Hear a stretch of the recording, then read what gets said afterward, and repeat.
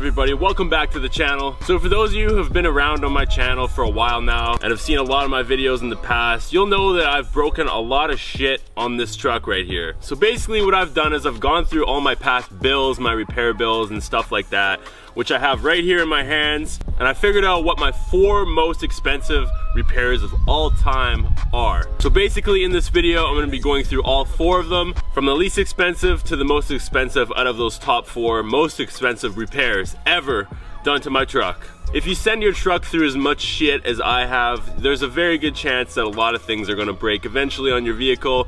But you know what? I've probably had more fun in my vehicle than 95% of people who are driving theirs on the road.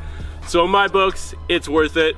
It's always worth it. It is purely passion that keeps me putting money into this every time something breaks on it and just keeping it going on the road. Those of you who build your trucks and look forward to driving your truck every day and doing more mods to it, you understand this 100%.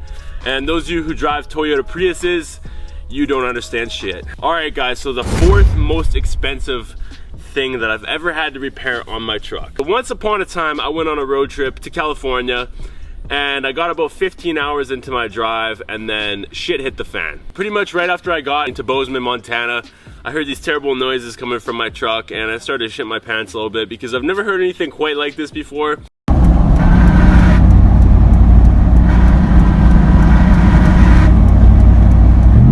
So next day I brought it down to the shop and it was pretty much worst case scenario when I found out that the gears in my diff were completely fucked and there was metal shards in there and basically the gears were grinding for whatever reason. Part of me thinks that driving for that period of time on the aftermarket gears that I have, the 456s, they just couldn't handle it, but I'm still not 100% sure exactly what happened. But anyways, I ended up being stuck in Montana for about 11 days, I believe, because they ordered the wrong parts and then they ordered the wrong parts and then they ordered the wrong parts 3 times total.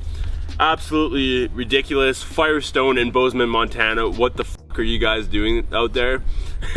But anyways, they discounted me $500 US dollars on the repair itself, on the entire job, because of their faults and because of how much extra time I had to spend in Montana paying for hotel rooms, Airbnbs and all that stuff. It is hot as hell outside, holy shit. So after everything was said and done, the total repair cost for my rear differential gears was 1,700 Canadian dollars. If they didn't discount me the 500 USD, it would have been $2,360. So definitely a pretty expensive repair in my books. But with that being said, I have 3 more costly mistakes written down on this piece of paper right here that I still have not even mentioned. So $1,700 ain't looking too bad compared to how this list is anyways. Also, while going through my old billing, I found something kind of cool here. It's the original paper with all my truck's features and everything. It says what this vehicle is supposed to get for fuel mileage. It's supposed to get 23 miles per gallon highway. I get 8. And city, 16 miles per gallon. Okay, well, you know what? Honestly, I think this is bullshit anyways though, because even when I didn't have anything done to this truck and I was on stock tires, I got like 15 miles per gallon highway, not 23. So Dodge, calling out your bluff. What the hell is that shit about? All right guys, 3rd most expensive repair I've ever done in the history of my life. You guys remember that one video where I went off-roading, was having a good time, sending it through some mud and shit like that, and then we came across this little Nissan truck that had got himself stuck in the mud. This thing was completely stock, had nothing done to it whatsoever. I don't even know what these guys were thinking. What'd you do, bro? Got stuck in some mud. Stuck in the cabbage. So I was like, okay, I'll pull you guys out, no problem. Easy money for this thing, right? So I was pulling him out, got him unstuck, and Buddy's completely out of the mud, and he's still laying on the gas, and I'm stopped at this point, so he backs right into my rear bumper. Bang!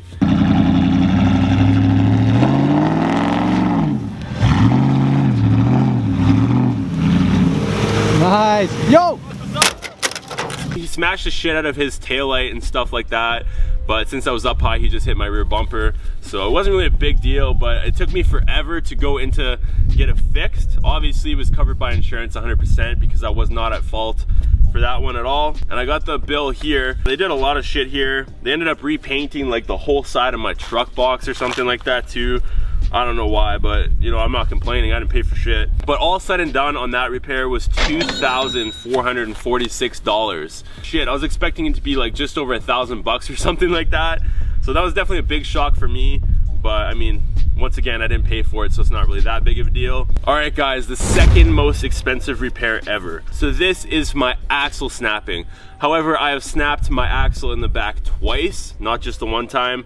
I have the bill here for the first time that it was repaired, and the second time it was repaired, I brought it to somewhere a lot better, so it wasn't quite as bad. The place that repaired it this time overcharged the shit on everything they could, and they ended up keeping my truck for 30 days. And I was super pissed off. I was going there every single day being like, what are you doing with my truck? Why isn't it fixed yet? But you know, the GM dealer in Selkirk, Manitoba, putting you guys on blast right now. One day I actually went in to see how they were doing with the repairs and everything on my truck. And there was this one piece of the assembly for the rear that they could not get. And I was like, okay, so how long is it gonna take for you guys to get this part? And they're like, oh, we're on the phone with Dodge in Toronto, and we're thinking that it's gonna be 2 months to get this one part. And I asked them, did you check any junkyards and stuff like that? They're like, yeah, nothing seems to be coming up for it. Long story short, I ended up getting this part that they couldn't get for 2 months the next day and brought it to them. I'm like, here, fix it now. It was so hard to get this part. Just pathetic, and a reason why you should never bring your vehicle to dealerships, because they're way too money hungry. I'm sure most of you know that anyways. But anyways, let's take a look at this bill here from this very sad establishment. After everything was said and done and I got my truck back after a month of sitting at that dealership, the total balance was $4,063. So definitely a huge bill. Luckily for me, the insurance on my vehicle covered a good portion of that, most of that, and saved my ass on that one for sure. The second time I snapped the axle, however, wasn't the same story. Had to dish out a lot more money for that. So the second time I snapped my axle was like a year or two later, and there's a YouTube video about that one. But I believe that repair bill was at least $1,000 less than this one, just because the place that I brought it to, they just weren't screwing around and being stupid and shit like that. So obviously they didn't run it up as much. All right guys, so the most expensive repair that's ever been done to my truck. So back when I didn't really know too much about off-roading, ended up just sending it through a pond.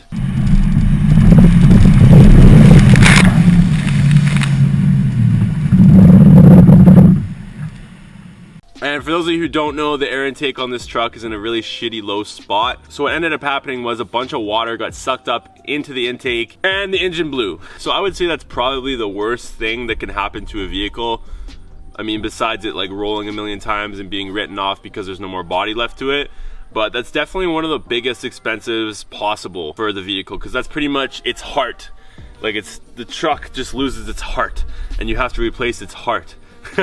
I was out in the forest, of course, and we had to tow it back without having power steering or power brakes down the highway. It was pretty sketchy, and we were trying to figure out exactly what was wrong with it the whole night, blowing water out of the cylinders and all that kind of shit. But it was actually just completely screwed the whole entire time. So it was around a 2-hour drive from my house when this happened, so I got it towed back the next day, and the tow truck alone costed $420 because it was such a long tow.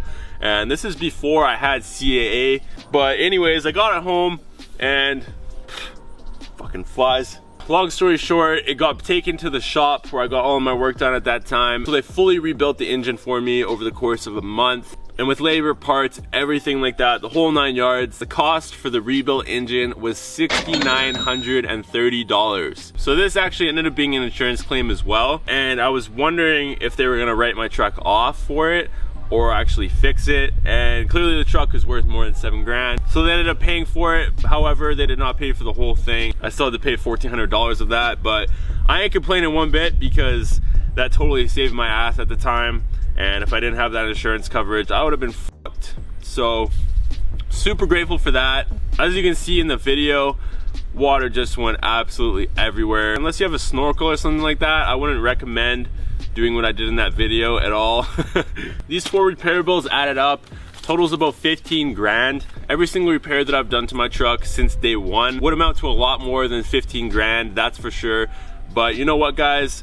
If you ever get down on yourselves when something goes on your truck, something breaks, it's definitely a terrible feeling and your heart sinks and you feel like shit.